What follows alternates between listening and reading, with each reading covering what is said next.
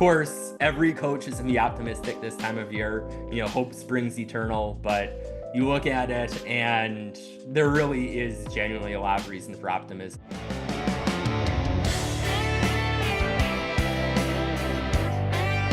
Welcome to another week, another show of Hawkeye with me, Dave O'Hara. Momentarily, you'll see our good buddy John Steppe. John, of course, beat writer covers the Iowa Hawkeyes for the Cedar Rapids Gazette, Gazette.com. Let's stick to the NFL draft first. You wrote a great piece on Gazette.com, or obviously on the print copy of the Cedar Rapids Gazette. So, John, take us into that as far as draft positions. Of course, we know about Caleb Johnson, Jay Higgins, Luke Lachey, what some of the prospects are for those guys, Sebastian Castro, maybe Nick Jackson.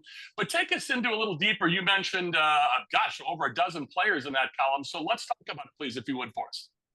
Yeah, absolutely. The crown jewel of this draft class for Iowa really is Caleb Johnson in terms of I don't want to say almost guaranteed because nothing is really guaranteed in the NFL draft prediction world. There's mock drafts come out plenty of times, but mock drafts are wrong too.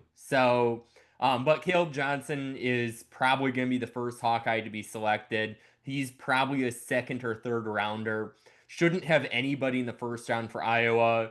That was a little bit of a surprise last year when Cooper DeJean fell out of the first round and was picked, I believe, 40th overall in the 2024 draft. This year, it would not be a surprise if we go through the first round without any Hawkeyes drafted. But then Caleb Johnson, I'd be surprised if he got past early third round. He could very much be a second round pick. We'll see Friday night where exactly he hears his name. It's hard to top what he did in terms of college production this past season. I think everyone saw that. The two things that work kind of against Caleb Johnson a little bit. One is it's a deep running back class. Kind of unfortunate timing on his part that you've got some other really talented running backs in this class. And his combine numbers were not necessarily leaping off the page either. But at the end of the day, when you've got the production that Caleb Johnson has, that's going to be really appealing to a lot of NFL teams. A lot of teams could really benefit from somebody with the skill set that he has. In terms of other guys in this draft class, it could be a really busy third day of the draft on Saturday. You're talking about guys like Sebastian Castro, whose draft stock maybe took a little bit of a step back this year after an outstanding 2023 season, not quite as good in 2024, but still very much somebody that I expect to hear his name called. You look at a guy like Y.A. Black, who really the stats do not do justice for the type of impact that he can have on an NFL team.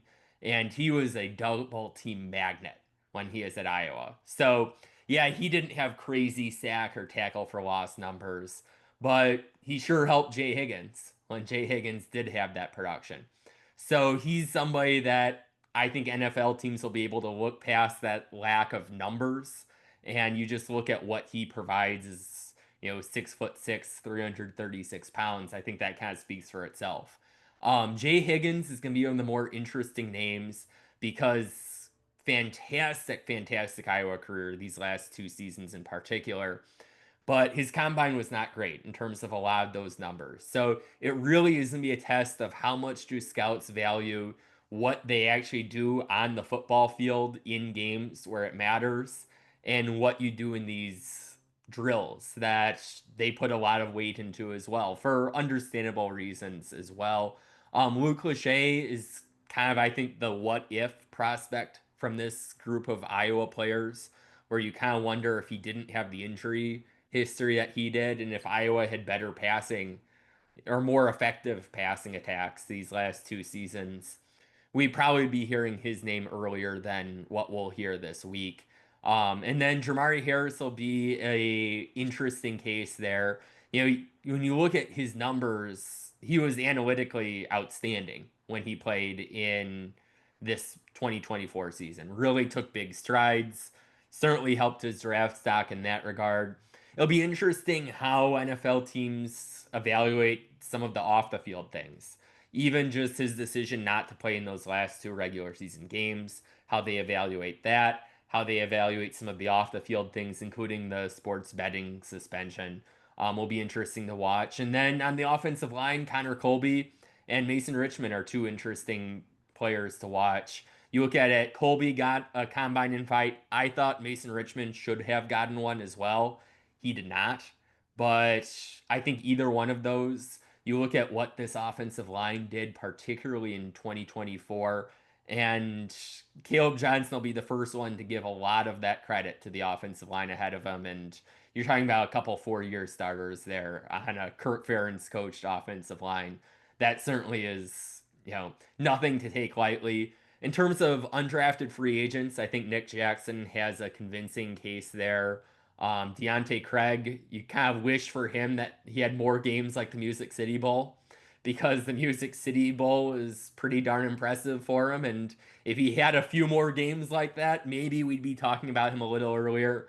From a specialist standpoint, Luke Elkin, long snapper, not a position that gets a ton of attention, but he certainly has put himself in the conversation there. You don't see necessarily long snappers getting drafted, but he could potentially have an NFL home, and we'll see a couple others that will be vying for an opportunity in the NFL, and it'll make for a busy day on Saturday. If you're ready to roll, we'll come back after this quick commercial break and we'll hit the second segment talking Hawkeye football again. So thanks to John Steppe. I'm Dave O'Hara with Hawkeye. We'll be back with more in just a few moments. Hawkeye is brought to you by BettorEdge, your ultimate social betting marketplace. With no VIG, you're bound to win more on every bet on BettorEdge.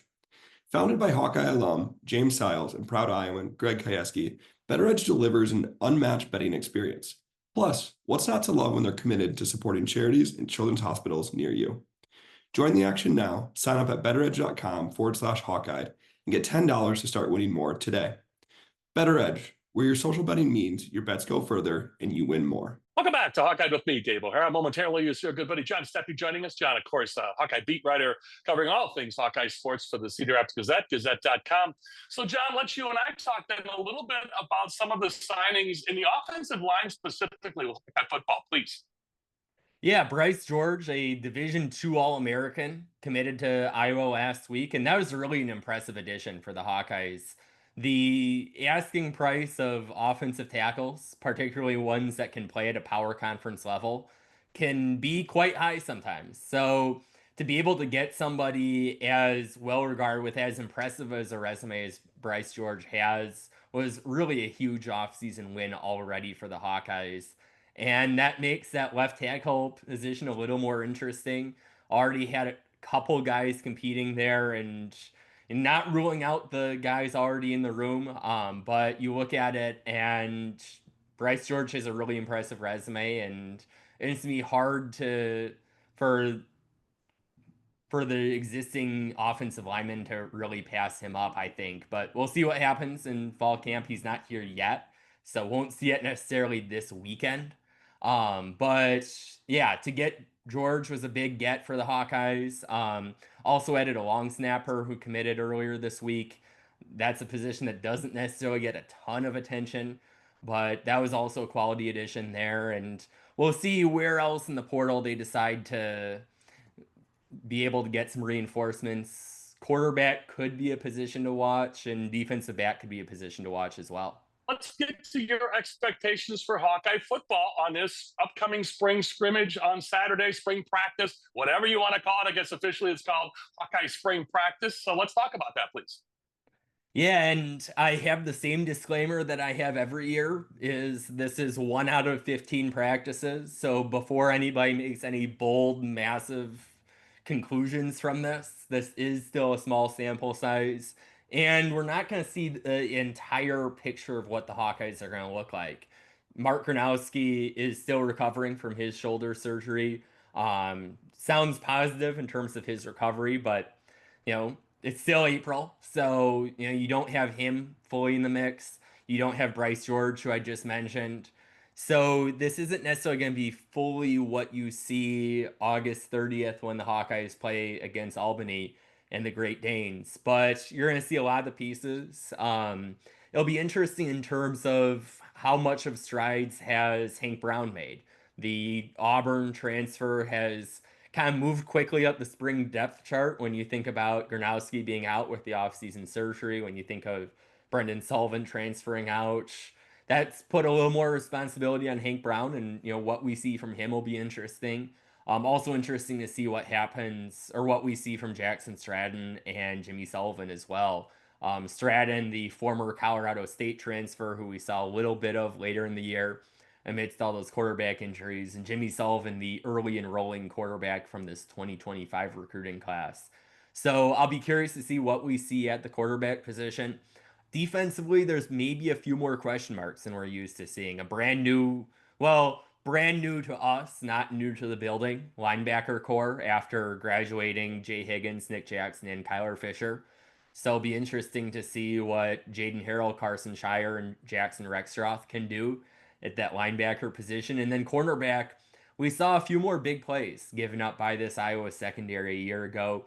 And now they lose a couple big pieces from that secondary. So it'll be interesting to see what guys like Deshaun Lee, TJ Hall, even younger guys like Zach Lutmer, Jalen Watson, what some of these guys can do. Phil Parker was saying today about how he's really lauding Xavier Wampa's improvement, and they have him listed officially at free safety now versus strong safety. That lets Conan Tringer then be at strong safety. So a few interesting things to see kind of how they fit in defensively because in past years, it seemed like the defense was the sure thing and the offense was more of the question mark. And it might not be entirely flipped, but the script is maybe partially flipped this year in terms of you've got a lot of offensive experience, not all of that offensive experience available for this Saturday, while the defense is going to have a little bit of a new look without some key players that have really been trademarks from these last few teams.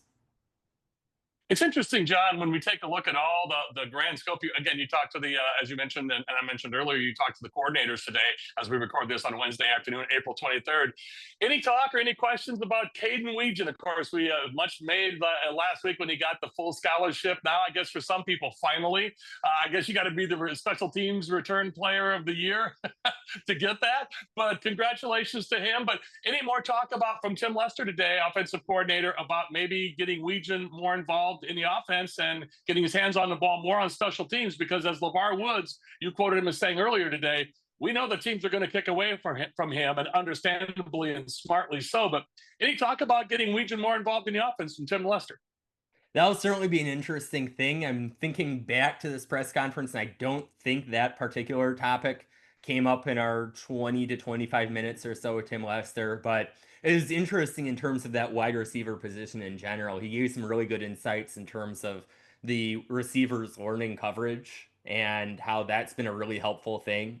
And that helps with the why of, okay, we're motioning because this is single coverage, that kind of thing. So certainly some optimism within the passing game as a whole. Lester is optimistic about the quarterback depth, but he was also, willing to say that if something comes up that works, they take another quarterback for depth in a heartbeat. And that's not a surprise either when you just look at where things are at that position, especially after losing Brendan Sullivan, you have the ability to add. So it'll certainly a lot of optimism from Tim Lester in terms of this passing attack, and that'll be a key thing to watch in 2024, or excuse me, in 2025. In 2024, the rushing game was phenomenal. Of course, it helps when you've got Caleb Johnson, you have as veteran as an offensive line as you had last year. But if this passing game could be the next thing that clicks in this Tim Lester, Shanahan style offense, that really would give the Hawkeyes a little more margin for error, especially with what appears to be right now a difficult schedule in 2025 and with it being a little more of a bridge year for this defense. Other intriguing notes as you talked to LeVar Woods today, and we've talked about some of the comments from Phil Parker and from Tim Lester, but special teams with LeVar Woods. We'll find out, as you said, as we get closer to summer and fall camp and get into the season and we know the transfer portal gaveth and taketh away, like you mentioned, Brendan Sullivan, and on the defensive side of the ball as well. But how about special teams? Is everything pretty much punting and kicking? You mentioned the acquisition of a long snapper, but everything pretty much still set in place with punting and kicking for the most part? Yeah, I would say in terms of level of question mark status among position groups, you'd say the specialists are probably the least. But yes, it is a new long snapper, and that's not to be taken lightly. Luke Elkin was fantastic within his role over these last 4 seasons. But you've got Reese Dakin, who already had an impressive freshman season punting for the Hawkeyes, and he's added some weight, so he's stronger now than he was at this time last year. And Drew Stevens is coming off a fantastic junior season after a not so great sophomore season. So Drew Stevens has a lot of momentum there. So there's a lot to like from this specialist group, and that's been one of the things. It's been a differentiator throughout the Kirk Ferentz era in terms of how the Hawkeyes can win games, is having really reliable special teams and not letting special teams beat yourself. You think back to that Nebraska game, and Nebraska kind of let their special teams unit beat themselves a little bit, and you don't see that with this Iowa unit. LeVar Woods has a lot of optimism, particularly not just about Caden Weechin, who could be potentially kicked away from more. You would not be surprised to see that when you've got the returning Jet Award winner back. So, they could kick away from Weechin, but LeVar is really confident about some of these younger guys too, who could be taking part in the return game, and how that could potentially help the Hawkeyes in kickoffs where they might be kicking whichever way Caden Weechin isn't at. So, yeah, there's certainly a lot of reasons for optimism. Of course, every coach is going to be optimistic this time of year. Hope springs eternal, but you look at it and there really is genuinely a lot of reason for optimism at this. I think you said the perfect words. Hope springs eternal. So let's see how this plays out. And as always, great information from you. And I thank you so much for joining us as always, John. Great to see you. Thank you. Yeah, it's always a pleasure. Thank you. Truly my pleasure. For John Steppe, I'm Dave O'Hara with Hawkeye. We'll be back with more to close out the show in our sports betting segment with my good buddy and business partner, production partner at BettorEdge and BettorEdge.com, Greg Kajewski. Back with more in just a few moments. Make the Cobblestone Inn and Suites in Fort Madison, Iowa, your home away from home. Whether you're visiting the area for business or to discover the history, culture, and attractions of this city on the Mississippi, the Cobblestone Inn and Suites in Fort Madison is the perfect choice. The hotel offers overnight guests a complimentary hot and delicious breakfast daily. Traveling with your pet? No problem. The Cobblestone Inn and Suites in Fort Madison is dog-friendly. The hospitality-driven team at the Cobblestone Inn and Suites in Fort Madison, Iowa is looking forward to welcoming you. Welcome back to Hawkeye with me, Dave O'Hara. Momentarily, you'll see our good buddy, my production partner, good friend, Greg Kajewski, principal partner with BettorEdge and BettorEdge.com. Of course, James Siles joins us, as does Greg on the air, talking in our sports betting segment. Much to get to today with Greg, but before I get to Greg and bring him on screen with us, I wanted to mention the reason John Steppe and I didn't talk men's basketball, because obviously the big signing of Alvaro Falgueras.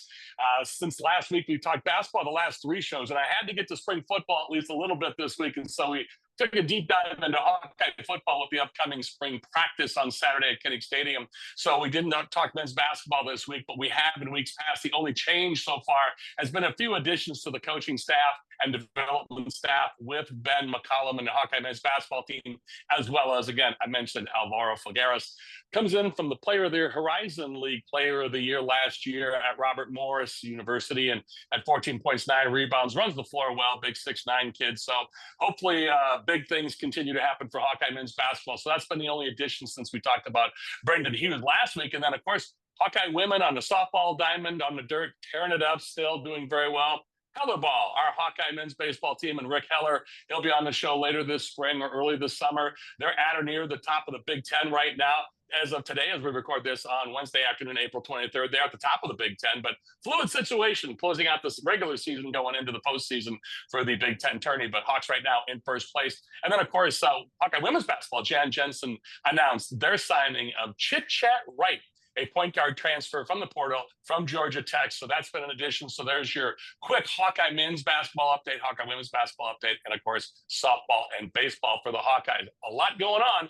Greg, I lead into you. As we mentioned, James Siles, last time he and I talked, we were just going into the Masters when he was on this show. Let's you and I talk about how well you guys did at BettorEdge and BettorEdge.com with the Masters, but now upcoming the PGA, the Kentucky Derby. But golf is fascinating because the hole-by-hole thing, Greg, is just awesome. Yeah, April's been busy. We came out of March Madness with the national championship as an exciting time.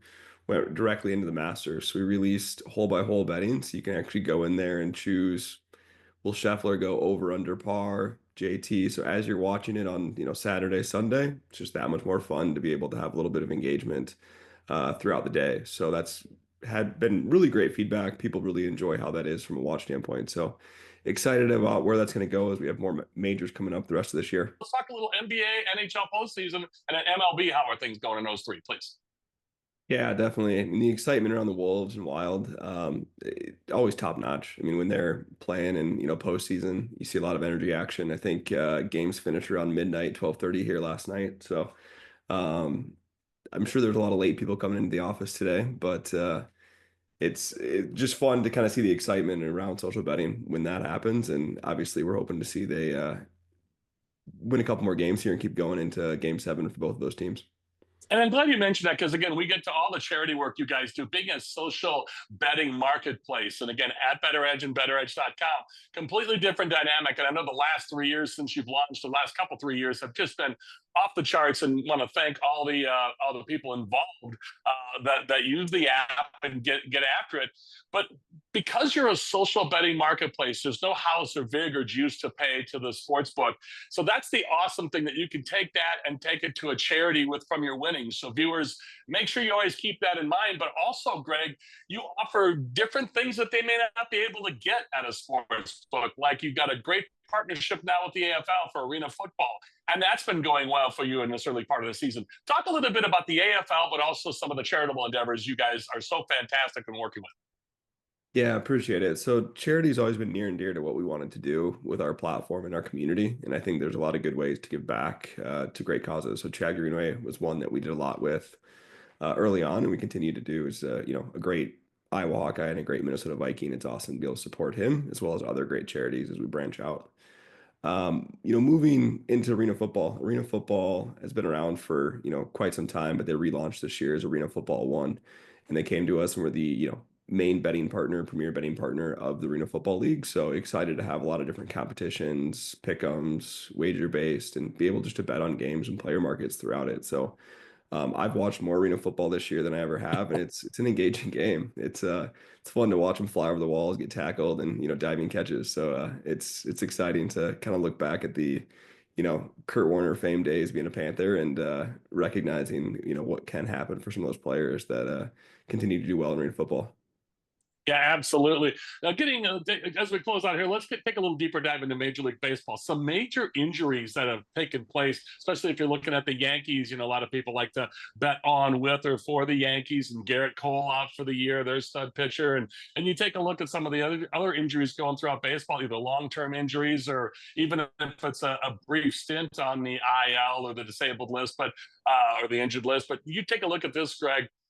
The number of runs that have been scored, and I always talk about, is early in the season in these upper Midwest teams, outside, like with the Detroit Tigers or the White Sox, Cubs, Twins, is it colder? Does offense surpass good pitching and defense, or does pitching, does hitting catch up with that? But there have been a lot of runs scored in some of these games, and I've been on other shows with sports betting segments with you and James and others in the sports betting world. The over isn't a bad place to be, at least in this early season. I'm not giving that out as advice, but as you're smiling with me, has that seemed to be the trend you've noticed as well with BettorEdge and BettorEdge.com? Yeah, definitely. There always seems to be kind of trends that take a while for people to catch up to. And, a couple years ago, the MLB was, experimenting with different baseballs and different, stadiums and things like that. So you got to readjust kind of your approach and find that edge. And obviously the edge right now is on that over. So I definitely agree with that. Yeah, it's been fun to watch. Greg, as always, speaking of fun, it's always great working with you guys. There's something new and better happening at BettorEdge, the app, or BettorEdge.com, and download the app from there wherever it is. But start playing today. Legal in almost, 46 states now? 46 of the 50. So pretty much anywhere you are, if you're seeing this show, even if it's online, go to @BettorEdge or BettorEdge.com and start playing today. A social betting marketplace. And again, no house, no juice, no vig, no tax going to the sports book, just straight to you. And then you can turn that into, as Greg has talked about, to helping out in any of charitable endeavors. You can donate that or keep it, whatever you choose. But I just think that's fantastic, that being different in that respect, Greg, the charitable aspect, again, I have to go back to that. Kudos to you guys on that. Yeah, appreciate it. And you'd mentioned it early in the show too. The Kentucky Derby is coming up. Always a fun day on Saturday to get together. We'll be doing a fun competition with Ace Spirits here that will be giving away a bottle of Blanton bourbon whiskey, which is pretty hard to get your hands on. So We'll throw that link in the description and feel free to jump in and play. It's free to enter and a fun way to kind of get involved in the day and answer some fun questions about the race. I knew you'd have something extra. Thank you for that. So, folks, before you get too knee deep into those mint juleps, make your wagers before you get creative after a few juleps and your fancy hats. But Kentucky Derby is always the whole pomp and circumstance, Greg, around the race itself. It's just always something to admire, and every year they do it upright. And in Kentucky, that's for certain. My friend, it's always great to see you, and thank you so much for everything as always. Thanks for having me, Dave. Truly my pleasure. There he is, folks. Greg Kajewski, one of the senior partners at BettorEdge and co-founder at BettorEdge and BettorEdge.com, but also with our good buddy James Styles and my production partners as well. So for Greg Kajewski and John Steppe at BettorEdge and BettorEdge.com, and to you, the viewers, that's all from us at Hawkeye. Thanks to all of you.